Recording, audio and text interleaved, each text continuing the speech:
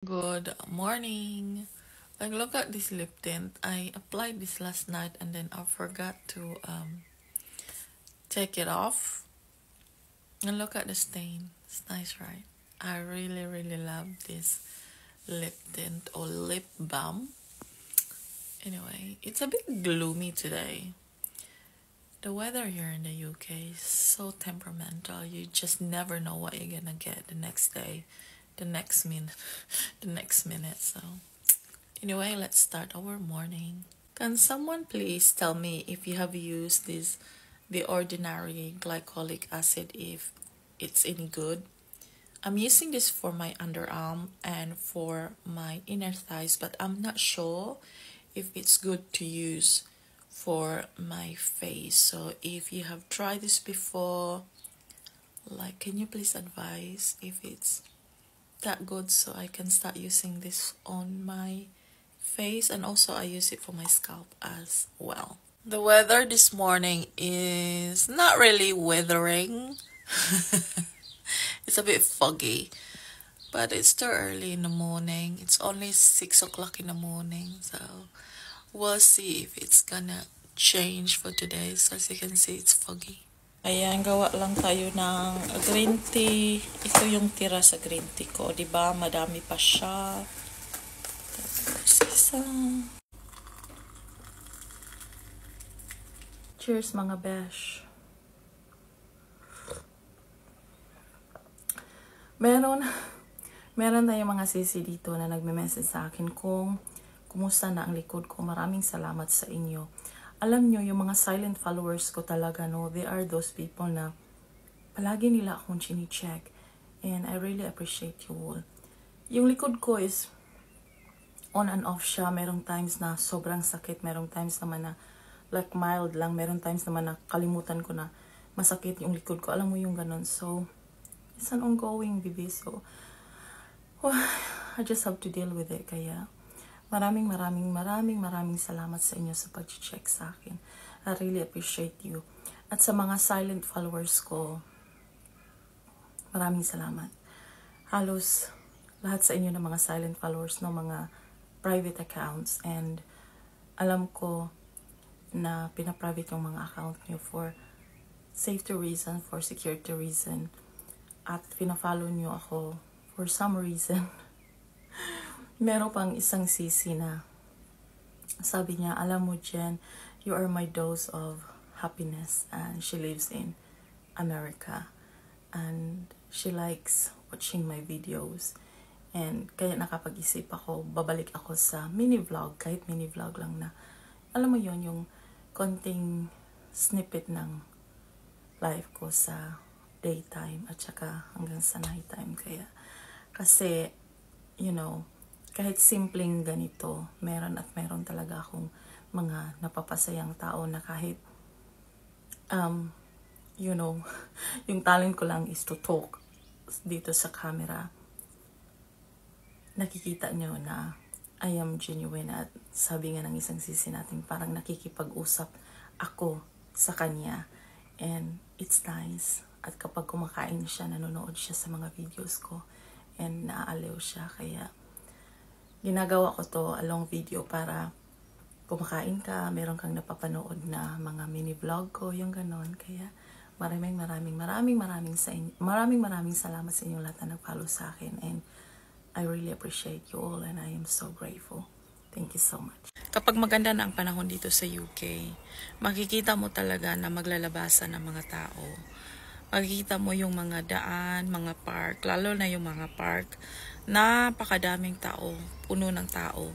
Kasi nga dito sa UK, minsan lang uminit, no? Kasi may 4 seasons sila. Tapos, kapag mainit naman dito, iba naman yung init nila, yung init na nangangagat. Basta iba yung init nila, hindi kaya ng init sa atin na continuous. Basta iba. Basta nangangagat siya. Kaya kung bago ka dito sa UK, tapos makikita mo sa winter time, wala ka masyadong nakikitang tao na lumalabas kasi nga miserable ang weather. Pero pag summer, grabe, pack na pack ang park, ang traffic. Sobra. Kasi nga yung mga tao gusto pumunta sa somewhere na may park para makapag-chill. Lalo na kapag may mga anak. Ganun. Kaya, wag kang magtaka kung walang tao sa winter na, walang masyadong tao na lumalabas sa winter. Pero sa summer, sobrang daming tao. Walking tayo, pupuntang post office. Maano mo talaga na dito sa UK, summer na kasi, nag-green na yung mga halaman. Yan. Halos green na lahat. So, kita mo yung mga bulaklak yan. Ang ganda niya, no? Namumulaklak na sila. Sobrang ganda pag summer na talaga dito. Nakikita nyo ba yung red na yan na post? Yan. Papalapit na ako. Pwede kayong maghulog ng sulat dyan. Yan. So, pag ang sulat mo may may stamp, pwede mo lang siya ilagay dyan. Tapos, i-collect lang ng mga taga post office. O, diba? So, nasend ko na ang collagen ng ating CC doon sa post office. Tapos, yung babae doon sa post office, kasi lagi niya akong nakikita, no? Nagsisend ako ng collagen. Tinatanong niya ako, kasi syempre, lagay mo collagen powder. So, sabi niya, I'm Jennifer, kasi nakikita yung name ko. Ano bang klaseng collagen to? Kasi gusto kong matry. Sinabi ko sa kanya, no? Tapos sabi niya, siguro ano to? Siguro well known to na collagen, kasi palagi kang nagsisend ng collagen. Sabi ko, oo, may nag-order sa akin. Ito, ganyan. Alam mo, mag-order siya ng collagen. Mag-order siya ng collagen powder, kaya. O, diba? Na-influence ko talaga mga tao. Kasi nga naman, nag-work talaga para sa akin. So, hopefully, mag-work sa inyo, no? Kaya, happy collagen! Nagpapayong ako, no? Kasi umuulan na. Tapos, yung mga tao na nagpa-pass by sa akin, hindi sila nagpapayong. Yes. Ganon ang mga British, mga bibi. Hindi sila gusto. Ayaw nila ang payong. Gusto nila nababasa sila sa ulan. Para silang nababasang sisiw. Ewan ko ba kung ayaw nila? Feeling ko tuloy nagiging ignorante ako sa payong kasi ako lang yung nakita na nagpapayong.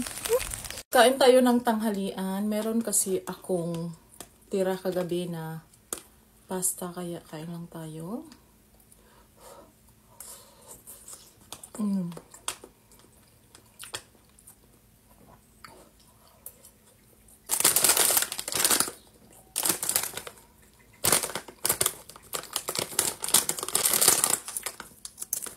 Tingnan natin kung masarap ba. Ayan.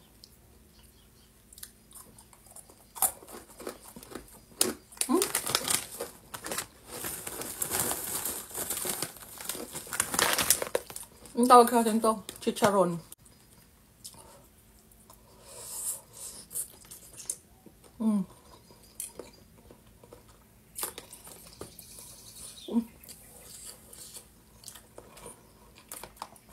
Mainit. Alam mo, pag ako kumakain talaga, no?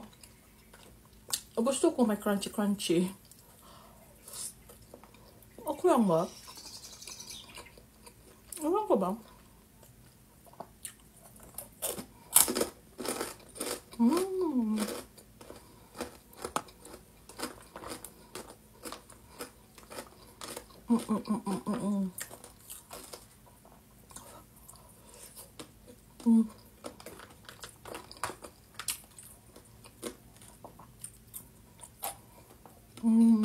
Wow.